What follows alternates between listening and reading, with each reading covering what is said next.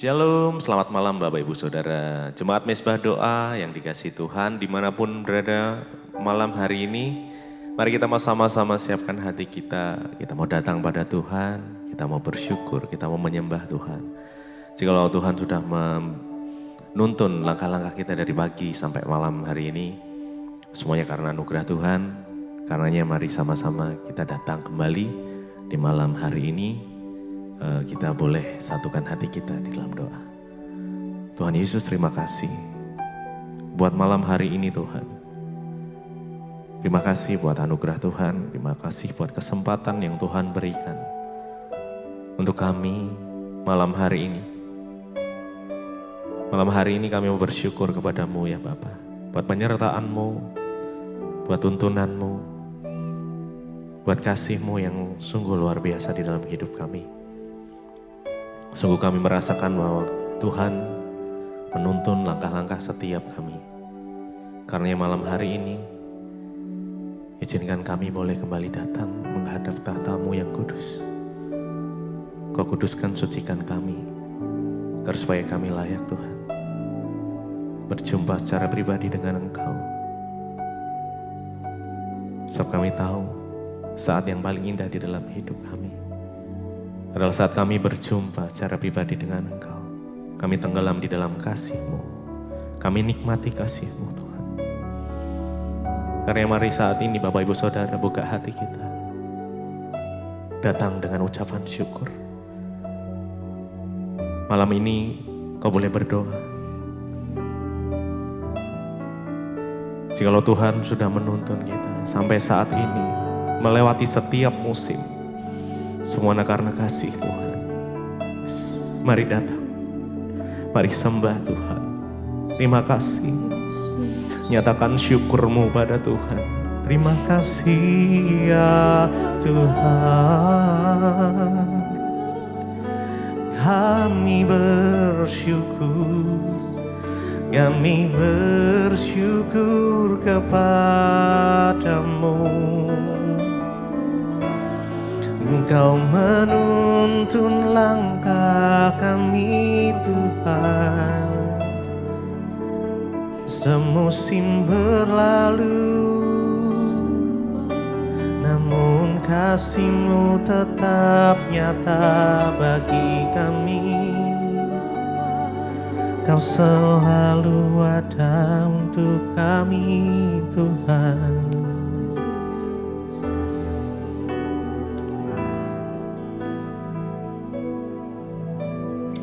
Semusim berlalu, namun Kau selalu peliharaku.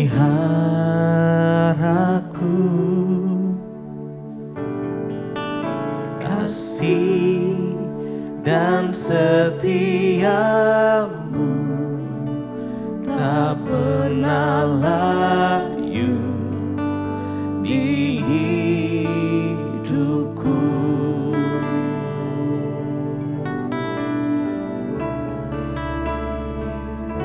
Lebih luas dari samudra kebaikan-Mu, Bapa, takkan habis di hidupku. Lebih tinggi dari cakrawala, tak terbatas. kasih-Mu. Amin. Sungguh ku Bersyukur lebih luas dari samudra kebaikan-Mu. Bapa, Takkan habis di hidupku. Lebih tinggi dari cakrawala, tak terbatas kasih-Mu. Sungguh ku lebih luas, lebih samudra, kebaikan-Mu kebaikan-Mu Bapa takkan takkan habis di hidupku. lebih tinggi dari cakrawala, dari cakrawala. tak terbatas kasih-Mu, sungguh ku bersyukur. Lebih luas, mari lebih lagi, lebih luas dari samudra, kebaikan-Mu Bapa takkan habis di hidupku. Lebih tinggi dari cakrawala, tak terbatas kasih-Mu, sungguh ku bersyukur. Kami bersyukur, kasih-Mu besar ya Tuhan. Kau pelihara kami di segala musim kami, Engkau ada Tuhan. Kau tak pernah tinggalkan kami. Kami bersyukur Tuhan buat pemeliharaanmu di setiap musim kehidupan kami. Engkau tidak pernah sedetik pun tinggalkan kami Tuhan. Terima kasih Tuhan. Terima kasih, oh terima kasih Yesus buat kesetiaan-Mu Tuhan. Sungguh kasih-Mu lebih luas dari samudra, kebaikan-Mu Bapa takkan habis di hidupku. Lebih tinggi dari cakrawala, tak terbatas kasih-Mu, sungguh ku bersyukur. Mari lebih lagi, lebih luas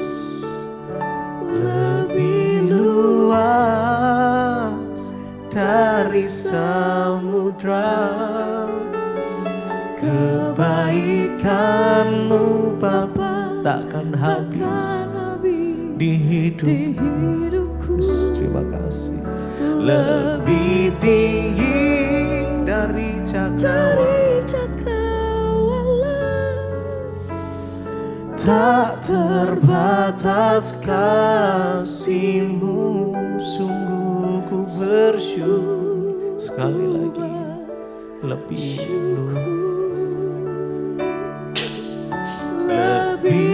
luas dari samudra, kebaikan-Mu makasih Tuhan, takkan habis di hidupku. Lebih tinggi dari cakrawala, tak terbatas kasih-Mu, sungguh ku bersyukur.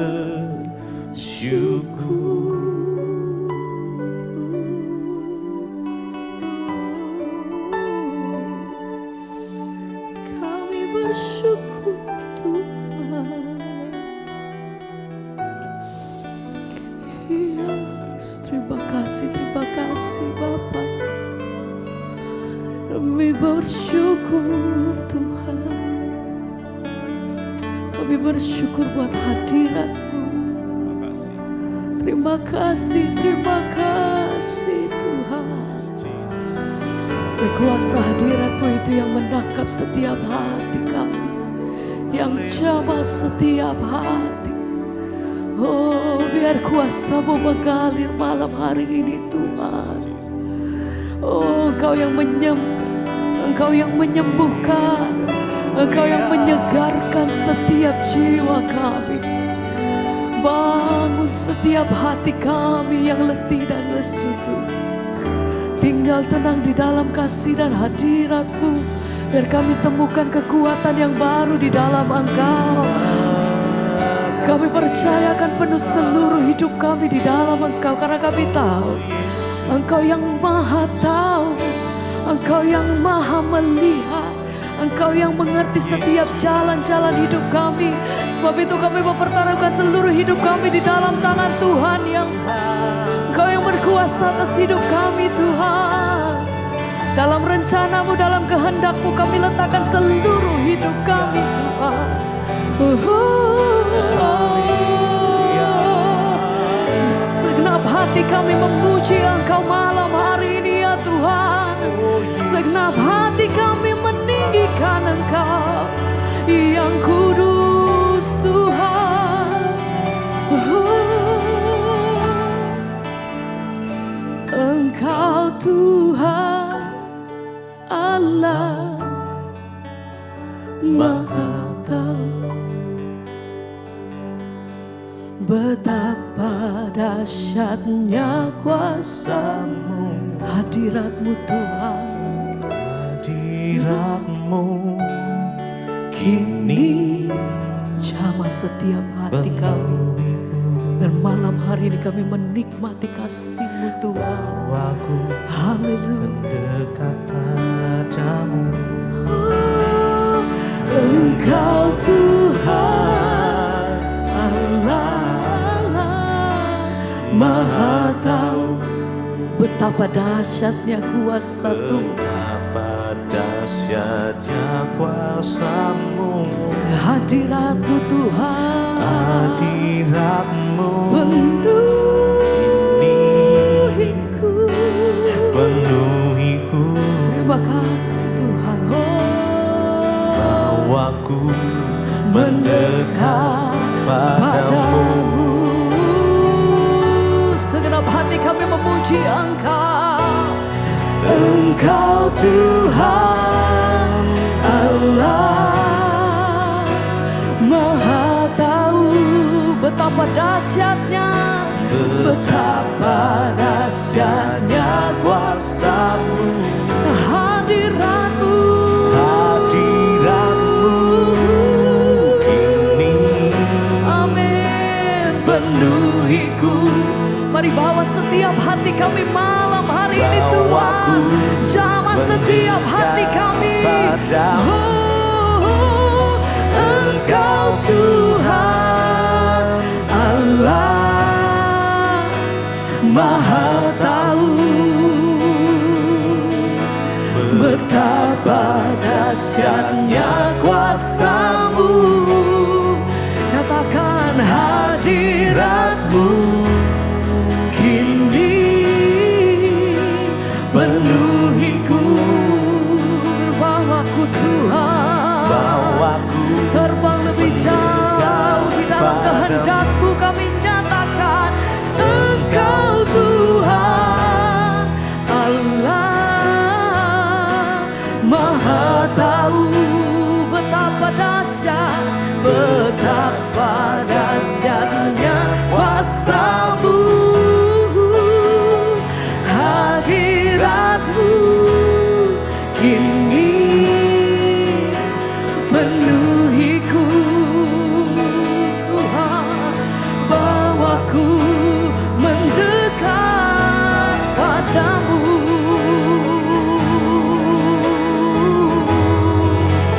Lebih dalam kami menikmati kasih-Mu Tuhan. Lebih dalam kami mau nikmati hadirat-Mu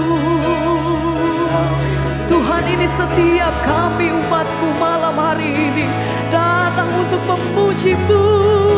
Sembah hormat kami bagi yang kudus Engkau Yesus.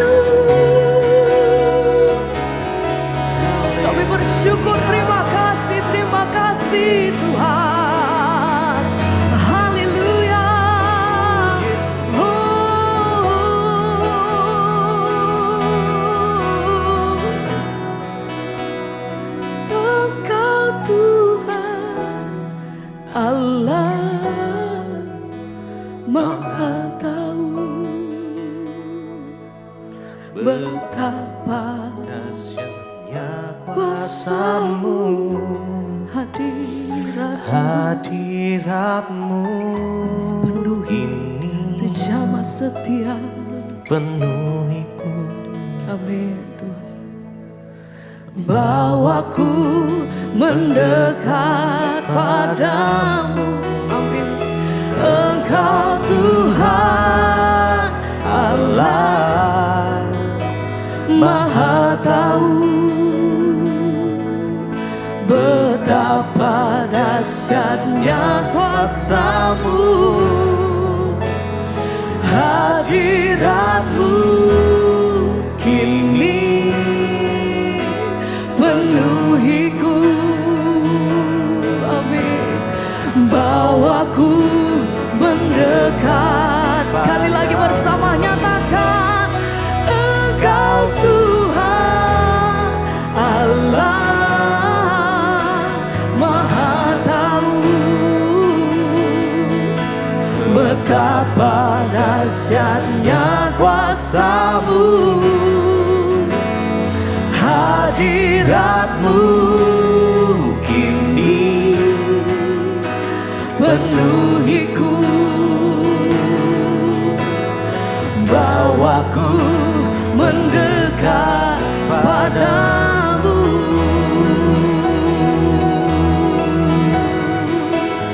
Biar pujian penghormatan tertinggi kami bagi Raja di atas segala raja.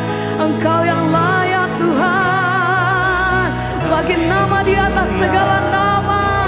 Kami memuji kebesaran-Mu Tuhan, yang layak, yang kudus Engkau. Oh, bagi nama Tuhan kemuliaan, kejayaan. Nama-Mu berkuasa, Nama-Mu berkuasa, diam dalam hadirat-Mu, hadirat-Mu. Engkau tetap, Engkau tetap Tuhan, ditinggikan di atas sampai selamanya. di atas segalanya. Dimanapun kami berada Tuhan, haleluya, dipenuhi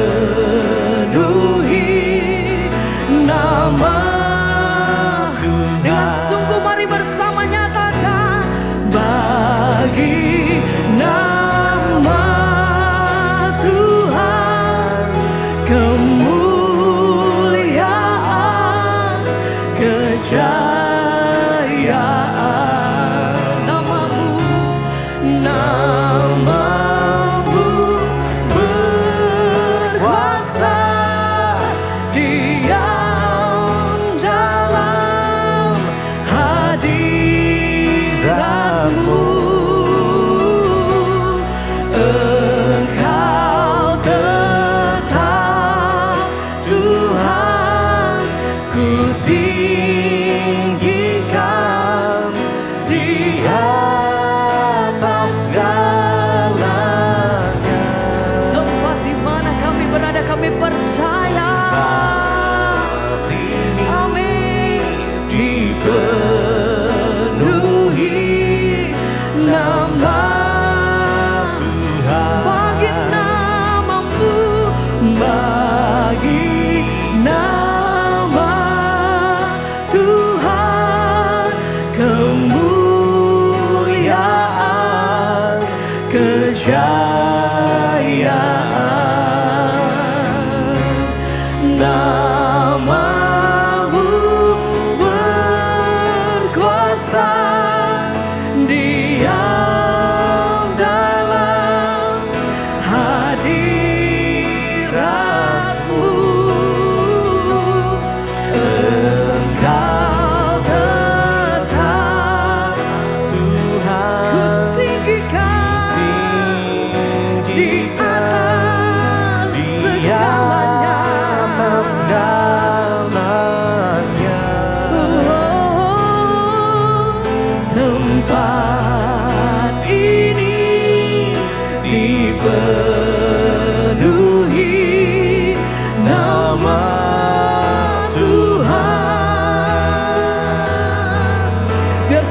pujian, hormat dan kemuliaan bagi Raja di atas segala raja. Sebab Engkau yang layak Tuhan, dan nama di atas segalanya. Mari tinggikan Dia, mari muliakan. Engkau yang menyembah, mari naikkan pujianmu sama.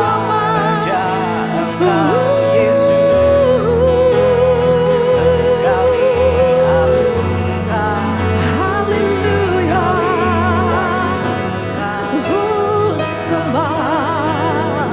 Sembah.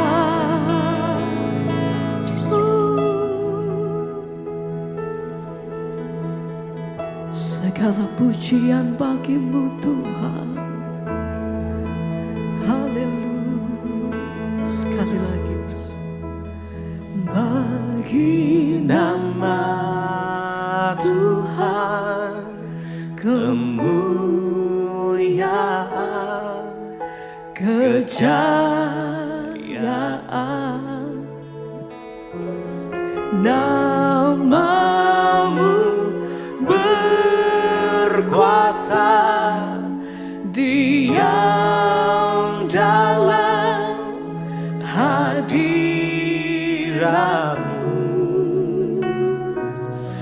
Engkau tetap Tuhan, ditinggikan. Terima kasih di atas segalanya. Amin. Tempat ini dipenuhi nama Tuhan.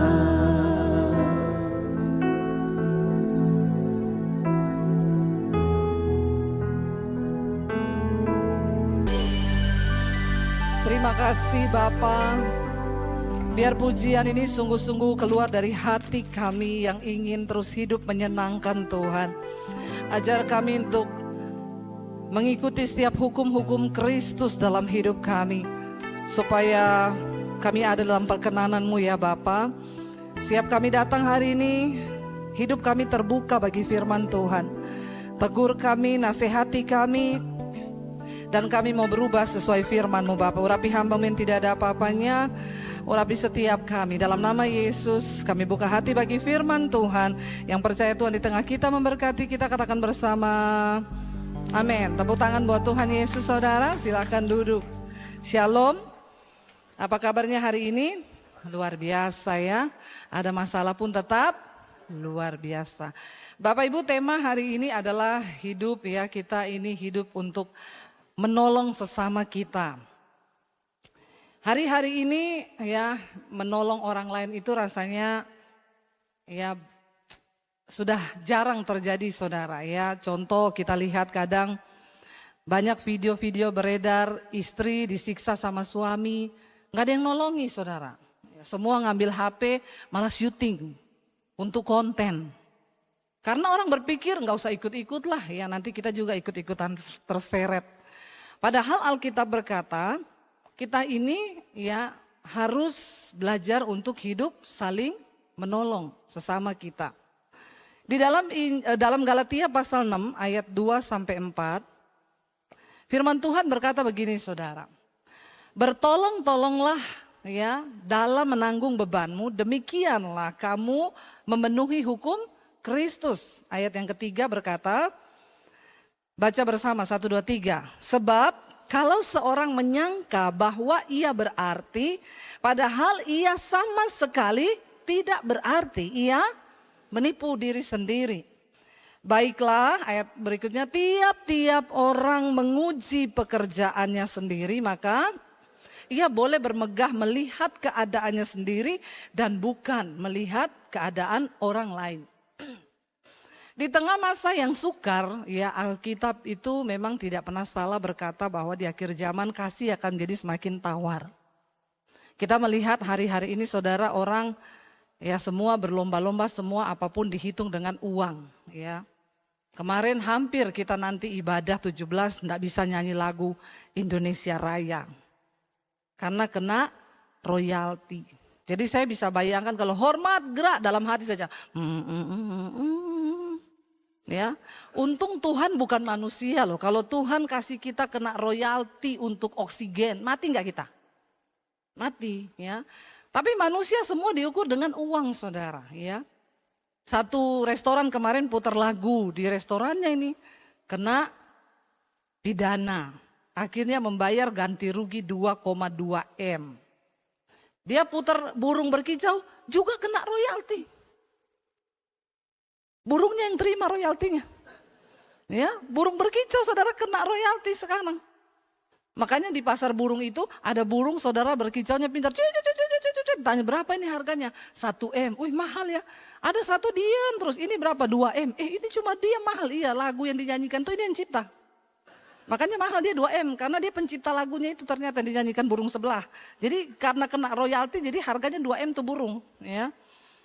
Lah itulah manusia saudara. Di akhir zaman ya semua ya memang dihargai dengan uang. Tapi di tengah masa yang sulit seperti ini, ingat kita ini diciptakan serupa dan segambar dengan Tuhan. Makanya dikatakan manusia itu makhluk. Dulu saudara belajar di sekolah dikatakan manusia itu makhluk apa? Tidak dikatakan anjing itu makhluk sosial, tidak. Monyet itu makhluk sosial, tidak. Tapi manusia adalah makhluk. Kenapa dikatakan manusia itu makhluk sosial? Kenapa? Ya, kita ini hidup bergantung sama orang lain dan kita juga hidup harus saling tolong menolong. Nah kalau ada orang Kristen yang tidak sosial, itu enggak tahu diciptakan serupa dan segambar dengan siapa itu. Memang kita tahu ketika dosa masuk dalam hidup manusia, gambar diri Allah itu rusak. Makanya Yesus Kristus datang, mati di atas kayu salib untuk kemudian gambar diri kita ini dipulihkan kembali kepada settingan awal serupa dan segambar dengan Tuhan. Tuhan itu suka nolong gak saudara? Suka. Kita mengharapkan pertolongan Tuhan enggak? Kalau ditolong Tuhan saudara senang enggak? Kalau nolong orang saudara senang enggak? Insya Allah ya.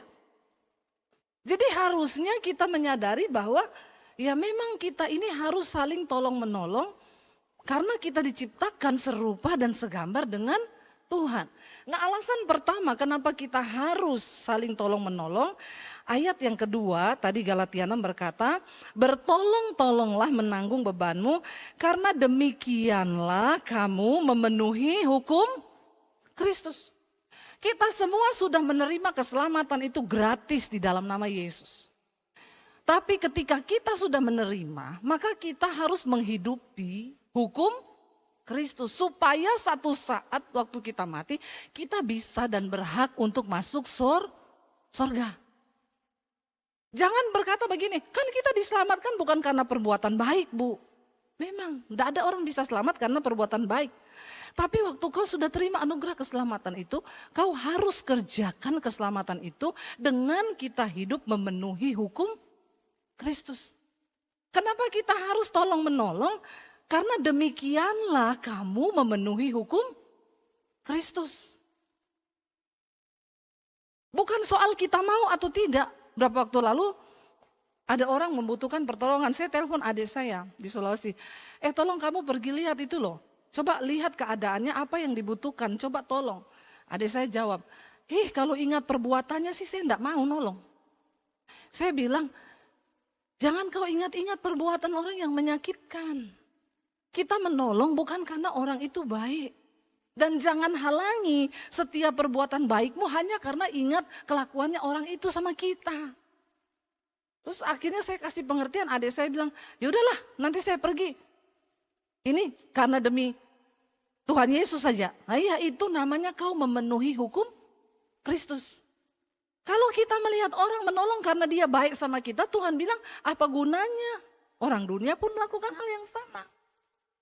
Bagaimana kita bisa mengalahkan kejahatan hanya dengan ketika kita mengalahkan kejahatan dengan kebaikan saudara. Demikianlah kamu memenuhi hukum Kristus. Karena tidak semua orang Kristen yang sudah menerima Tuhan Yesus itu bisa masuk dalam kerajaan sorga. Kalau kita nggak mematuhi hukum Kristus, tidak bisa saudara. Saya serius ingetin ini. Ya, saya kasih contoh misalnya orang ya ngajukan visa untuk ke Amerika atau Australia. Dia dapat 3 tahun. Visa sudah ada, tiket sudah ada, persyaratan semua komplit. Dia bisa berangkat ke Australia? Bisa. Apakah dia bisa tinggal selamanya di sana? Tidak bisa. Dia harus ngikuti semua ketentuan, ya misalnya 3 tahun sampai 3 tahun. Bisa nggak dia pulang sebelum waktunya? Dipulangkan, dideportasi bisa? Bisa. Kalau dia tidak mematuhi hukum yang berlaku di negara tersebut, pasti pulang.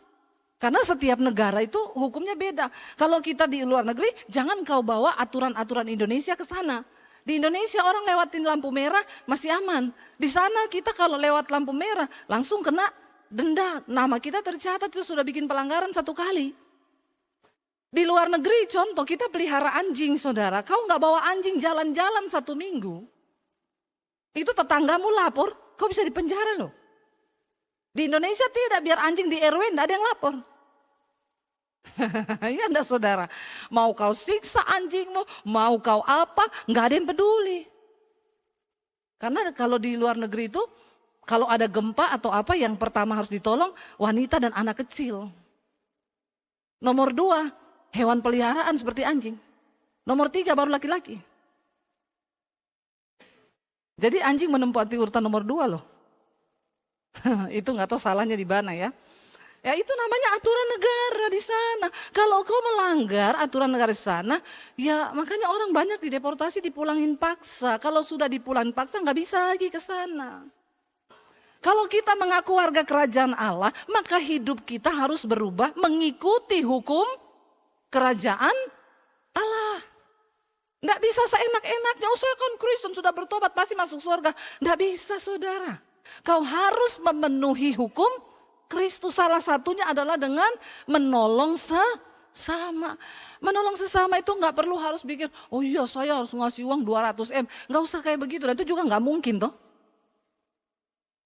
Parkir, berapa itu parkir? 5.000, kasih 10.000. Nggak usah kembali. Kau sudah berbuat kebaikan yang kecil. Amin. Kembali 3.000 ditunggui. Belum pergi Pak.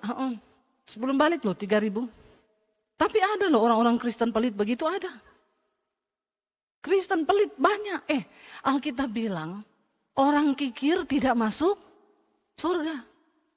Ternyata bukan cuma orang berzina, bukan cuma orang sundal, bukan cuma penjahat, pembunuh, enggak. Orang kikir tidak mendapat bagian dalam kerajaan Allah. Bilang kanan kirimu, jangan pelit kau, nanti tidak masuk surga. Ingatin, enggak apa-apa ingetin. Ya, 1 rupiah dihitung saudara. Ya, jangan, kita belajar untuk berbuat kebaikan. Karena demikianlah kita ini memenuhi hukum Kristus. Yang kedua, kenapa kita harus berbuat kebaikan? Ayat berikutnya tadi berkata begini, sebab kalau seorang menyangka bahwa ia berarti padahal, maka ia, banyak orang Kristen tuh kepedean, merasa dirinya padahal tidak Contoh saudara ya, contoh. Kita mulai dari keluarga sajalah ya, dari keluarga. Nggak usah bicarain jauh-jauh, tolong 1 RT kejauhan. Ya, walaupun memang harus kita tolong semua orang, tapi kita mulai dari dalam rumah dulu aja deh. Ya, sebagai suami, apakah engkau menjadi suami yang berarti di tengah rumah tangga dan keluargamu?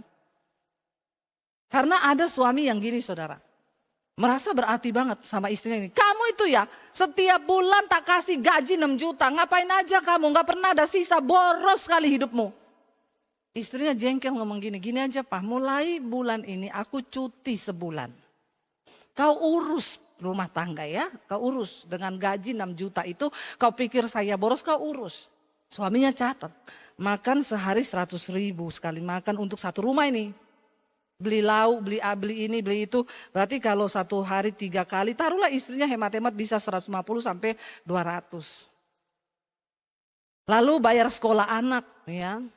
Kalau anaknya 3, sekolahnya ya, apalagi sekolah-sekolah sekarang ya. Uang papa habis. Ya. sangu papa habis. Lalu uang listrik, uang ini, uang itu ditotal sama suaminya. 8 juta pengeluaran tiap bulan. Suaminya bilang sama istrinya, selama ini kau keluarin 8 juta sebulan. Kan aku ngasih kau 6 juta, 2 juta dari mana? Mujizat, Pak. Mujizat itu, mujizat. Aku tuh gak pernah beli skincare, kata istrinya gak pernah beli baju. Saya itu pakai masker putih telur sama tepung beras, Pak. Kinclong kagak, kriuk iya. Puas kau, puas. Tapi kayak gitu suaminya merasa sudah berarti banget. Hello. Kau itu berarti bukan karena kau bisa kasih uang terus istrimu. Enggak, bapak-bapak coba sesekali pulang ngomong ke istrinya, Ma, aku Sabtu ini libur. Aku yang nyuci ya, kamu gak usah ngapa-ngapain. Hal-hal kecil yang bisa menjadi berarti bagi orang. Istri-istri ya, ayo jadi penolong buat suamimu. Anak-anak di rumah, bisa nggak engkau hidupmu jadi berarti di tengah keluarga? Tolong orang tuamu ya, anak-anak muda kalau lagi maknya masak, mau dibantu karena tidak selamanya ibumu, ayahmu tuh ada bersama-sama kau. Satu saat ketika kau pengen nolong, dia kadang udah nggak ada, hidup ini nggak ada yang tahu. Amin. Nggak ada yang tahu hidup ini. Saya pengen gini deh, kita uji diri kita ini berarti atau tidak, saudara? Coba, ya kalau sebagai seorang suami, kau ada di rumah dan tidak ada, itu ada perbedaan nggak? Jangan sampai suami kalau nggak ada di rumah, istri dan anaknya bilang, kita happy ya kalau nggak ada papa di rumah. Nah, itu berarti kehadiran itu tidak berarti, malah jadi batu sandungan. Dia senang kalau kau pergi jauh-jauh tuh senang dia. Ya anak-anak, kalau hidupmu itu berarti di rumah, kau pergi keluar kota 1 hari, makmu bilang begini, makanya rumahnya kotor ya, soalnya ternyata anakku lagi pergi tugas keluar kota ya, selama ini kan dia yang tiap pagi nyapu.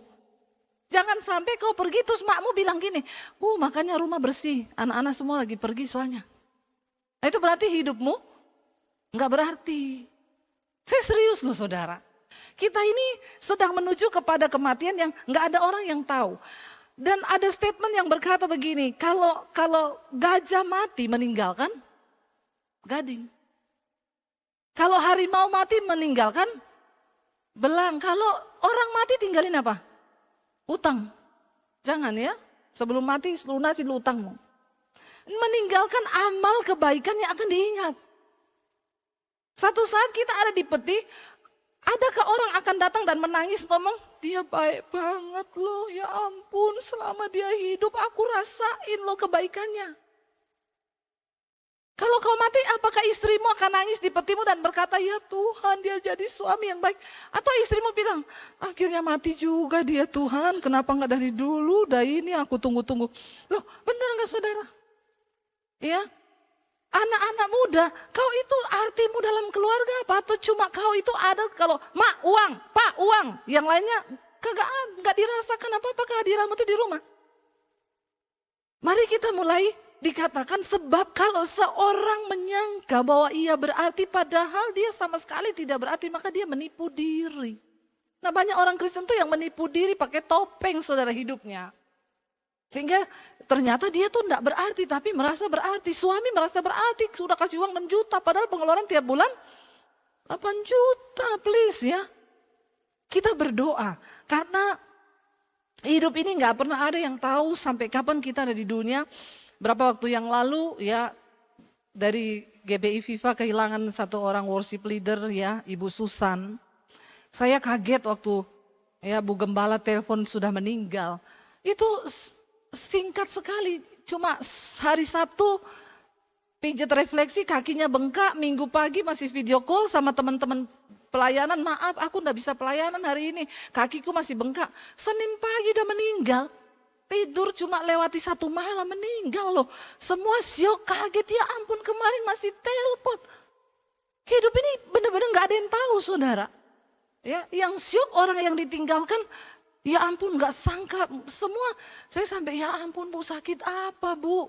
Tadi waktu nyanyi lagu Itu lagu kesukaannya dia setiap kali saya khotbah di Robinson itu dia selalu nyanyi lagi itu. Makanya tadi sambil sama suami, lagu kesukaannya Bu Susan nih. Sekarang orangnya udah gak ada saudara. Dan perginya cepat sekali, cuma 1 malam pijat refleksi, kakinya bengkak, tiba-tiba ya tidur malam udah gak bangun begitu aja. Kenapa kita harus berbuat kebaikan, menolong sesama dalam hal-hal yang kecil aja? Karena gak pernah ada yang tahu loh hidup ini sampai kapan. Amin. Gak pernah ada yang tahu hidup kita ini sampai kapan. Dan kenapa kita harus melakukan kebaikan, menolong sesama? Tadi dikatakan di sana saudara bahwa baiklah tiap-tiap orang, ayat berikutnya, menguji pekerjaannya sendiri, maka kamu bisa bermegah karena keadaanmu dan bukan karena keadaan orang lain. Berhentilah bangga dengan hidup orang lain, tapi banggalah dengan hidupmu sendiri karena kau sudah menjadi berarti bagi keluargamu. Ya. Supaya kalau nggak ada kita tuh orang merasa kehilangan. Aduh nggak ada dia rasanya, dulu dia ya begini, waktu kita mati apa yang akan orang tulis tentang hidupmu, kenangan apa gitu saudara. Uji dirimu sendiri. Lalu firman Tuhan berkata begini saudara, kenapa kita harus sungguh-sungguh hidup menolong sesama? Pengkhotbah 11 ayat yang pertama dikatakan begini. Pengkhotbah 11 ayat yang pertama. Lemparkanlah rotimu ke air, ya Pengkhotbah 11 ayat yang ke-1. Lemparkanlah rotimu ke air, maka engkau akan mendapatnya kembali lama setelah itu. Artinya apa? Semua kebaikan yang kau lakukan, itu akan berbalik kepada dirimu sendiri. Itu orang yang kau lakukan kebaikan, dia mau hargai kau atau tidak. Tuhan itu menakar setiap kebaikan dan pertolonganmu kepada sesamamu. Itu ditakar sama Tuhan saudara. Jadi bukan urusan kita orang itu mau tahu terima kasih atau tidak. Lakukan aja terus kebaikan. Sebab yang menakar semua hal di hidupmu itu Tuhan. Karena dalam hidup ini ada prinsip tabur tuai. Ini hukum alam dan juga hukum Allah. Ini hukum yang tidak bisa terbantahkan, hukum alam dan hukum Allah.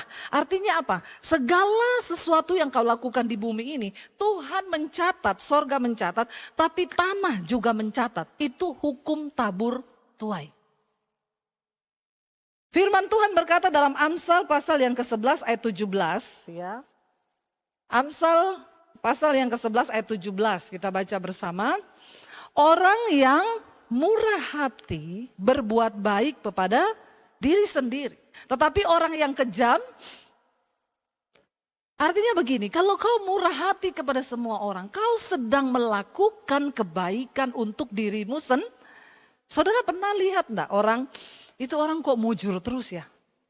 Selalu ada keberuntungan, kemujuran yang Tuhan tuh bisa lakukan dalam kehidupan orang-orang. Pasti orang itu murah hati saudara. Pasti orang itu murah hati. Baru mau begini ada jalan terbuka. Baru mau begini ya ada jalan terbuka. Saya beli rumah diskonnya sampai separuh. Sampai semua heran kok bisa segitu Bu. Ya saya nggak tahu. Itu kemurahan Tuhan. Ada orang yang bilang Bu anak saya itu daftar di sini. Katanya itu harus bayar orang dalam.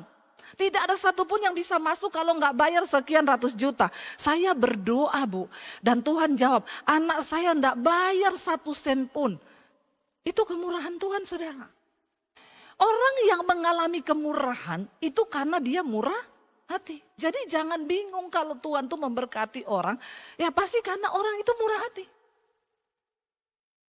Tapi orang yang kejam itu menyiksa dirinya sendiri. Sebaliknya yaitu tadi saya bilang. Apa yang ditabur orang itu yang akan dituainya. Tuhan gak pernah berhutang. Kemurahan hatimu itu dibalas oleh Tuhan saudara. Dan apapun juga yang kita lakukan untuk orang lain, itu kita juga melakukannya untuk Tuhan. Lalu yang berikutnya, kenapa kita harus selalu menolong orang? Matius 25 ayat 34 tadi dibaca oleh Bapak Gembala. Matius 25 ayat 34 sampai 40 saudara.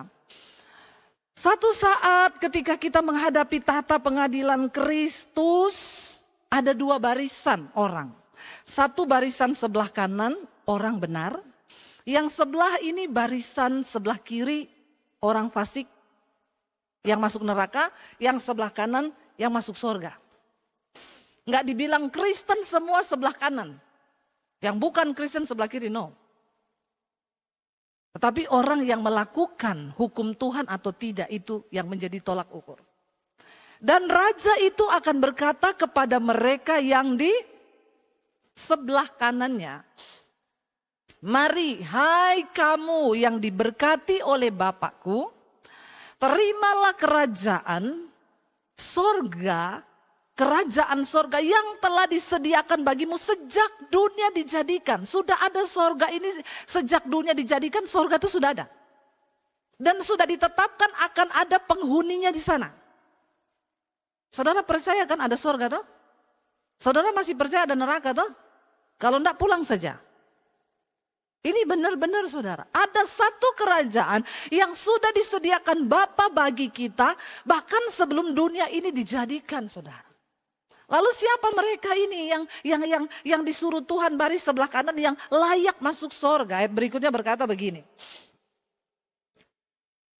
Sebab ketika aku lapar, aku bahasa huruf besar A, Tuhan. Tuhan bilang, karena ketika aku lapar kamu beri aku makan. Ketika aku haus kamu beri aku minum. Ketika aku seorang asing kamu beri aku tumpangan. Ya. Bahkan dikatakan ketika aku telanjang kamu beri aku pakaian. Ketika aku sakit kamu melawat aku. Ketika aku di dalam penjara kamu mengunjungi aku. Maka orang-orang itu bingung dan mereka bertanya begini. Tuhan, kapan? Bila manakah itu? Kapan kami melihat engkau lapar? Kapan kami melihat engkau lapar dan kami beri kau makan? Kapan kami lihat kau haus dan kami beri kau minum? Kapan Tuhan kami lihat engkau sebagai orang asing dan kami beri engkau tumpangan? Atau kapan Tuhan engkau telanjang dan kami beri engkau pakaian? Bila mana kami melihat engkau sakit atau dalam penjara dan kami mengunjungi engkau? Dan Tuhan bilang begini saudara. Dan raja itu akan menjawab mereka, aku berkata kepadamu, sesungguhnya segala sesuatu yang kamu lakukan untuk sesamamu manusia, walaupun dia seorang dari saudaraku yang paling hina, sama dengan kamu melakukannya untuk Tuhan. Amin saudara. Kenapa kita harus saling menolong dengan orang lain? Karena apapun yang kau kerjakan untuk manusia yang paling hina sekalipun, itu sama dengan engkau lakukan untuk Tuhan. Dan apapun yang kita lakukan untuk Tuhan, selalu akan ada upah. Kita nggak mengejar upah, tapi itu otomatis Tuhan akan beri. Saya kasih satu cerita, dan ini kisah nyata. Ada seorang ibu menulis kisah nyata dan penyesalannya yang berkepanjangan. Satu kali ada dua orang ibu sama-sama masuk rumah sakit, mereka menghuni satu ruangan dengan dua tempat tidur. Ibu yang sebelah kanan ini saudara tiap hari didatangi temannya bawa bunga, dikunjungi banyak. Sampai bunganya itu penuh di atas meja sampai ditaruh ke lantai karena banyak bunga yang dikasih. Ibu yang sebelah sini, tidak ada satupun yang datang. Karena suster kasihan lihat itu sana dapat bunga banyak, ibu ini enggak. Susternya beli mawar satu tangkai dan dia kasih buat ibu ini saudara. Lalu ibu yang banyak bunga itu berkata dalam hatinya, kasihan ya dia enggak ada yang kasih bunga. Aku mau kasih satu bungaku buat dia. Lalu dia mulai merenungkan hari itu, yang kuning aja. Tapi sayang loh kuning ini kalau saya taruh di kamar saya bagus. Yang merah aja. Tapi merah ini juga kalau tak taruh di ruang tengah bagus juga karena itu hordennya merah. Yang ungu jangan buat kamar mandi keren ini. Yang hijau aja jangan juga. Dia tiap hari cuma merenung mana yang dia mau kasih. Dia tunda terus satu kali dia keluar dari kamar mandi dia kaget lihat tempat tidur sebelahnya kosong. Dan yang lebih mengagetkan lagi ibu itu meninggalkan setangkai mawarnya itu. Dan ditulis dengan secari kertas. Aku tidak bisa memberikan kamu apa-apa yang berarti karena aku tidak punya sesuatu yang berarti. Yang aku punya cuma satu-satunya bunga ini. Tapi karena aku mengasihi kamu. Aku mendoakan kamu cepat sembuh. Dengan cinta aku berikan bunga ini. Ibu itu meneteskan air mata dan dia berkata, kenapa aku tidak memberi dia bunga itu? Kenapa aku menunda-nunda kebaikan untuk aku buat sama dia? Saudara, kita seringkali tidak punya banyak waktu. Sebab hidup ini gak ada yang tahu. Tapi Tuhan berkata, apapun yang kau lakukan, yang sekecil apapun bagi sesamamu manusia walaupun dia hina, itu sama dengan engkau lakukannya untuk Tuhan. Jangan pernah tunda kebaikan hari ini. Buat istrimu, buat suamimu, buat orang tuamu, buat anakmu. Kenapa? Karena satu saat kita akan menyesali kalau kita nggak pernah berbuat apa-apa. Ketika dia sudah tidak ada. Atau ketika kita yang dipanggil pulang. Karena di dunia orang mati, engkau tidak lagi bisa melakukan kebaikan apapun. Karena itu selama Tuhan masih kasih kita waktu untuk melakukan sesuatu. Bilang sama Tuhan, beri kami kepekaan Tuhan. Beri kami kepekaan untuk bisa melakukan sesuatu. Kebaikan yang mungkin simpel dan kecil, tapi kami mau belajar melakukan itu. Saya undang para imam musik maju ke depan. Biar kita mau berkata sama Tuhan, Tuhan mampukan kami Tuhan. Untuk terus melakukan kehendak-Mu dalam hidup kami. Mulailah belajar untuk mengasihi. Belajar peduli dengan orang-orang yang ada di sekelilingmu. Karena kita gak pernah tahu mereka ada di dunia ini sampai kapan. Bangkit berdiri bersama saudara. Jangan tunda semua kebaikan yang sudah Tuhan taruh di hati. Melakukan sesuatu yang kecil. Yang penting hidupmu bisa berarti bagi orang lain. Kasih-Mu yang mampukan kami Tuhan untuk melakukan semua kehendak-Mu dalam hidup ini. Terima kasih Tuhan. Kasih-Mu layakkan seluruh hidupku. Mampukan ku melakukan yang Kau inginkan. Tak bisa kami terlepas.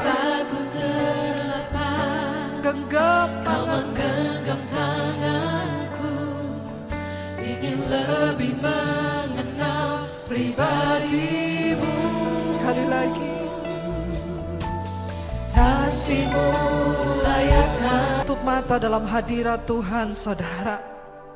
Jangan pernah tunda segala kebaikan, niat baik yang ada dalam hatimu. Buat orang-orang yang ada di sekelilingmu yang mencintaimu, dimulai dari keluarga.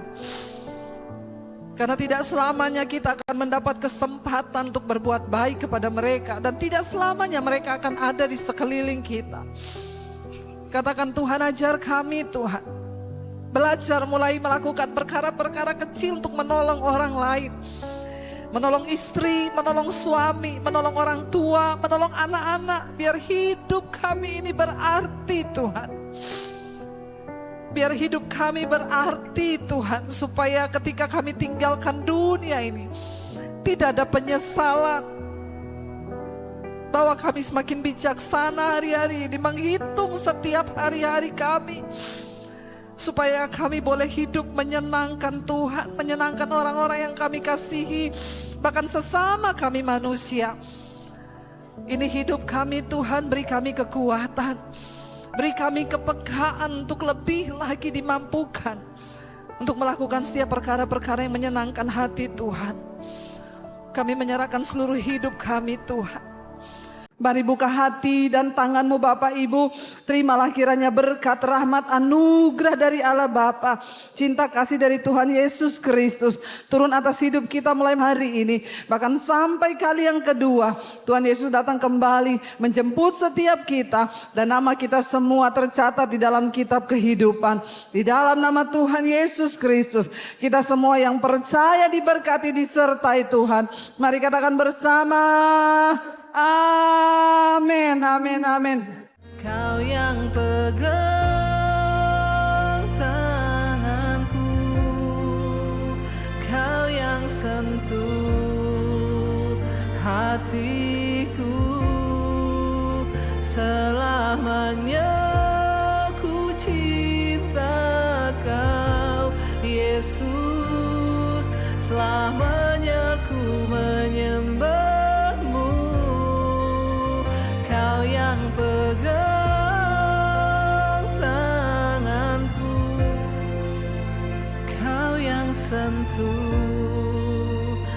hatiku selalu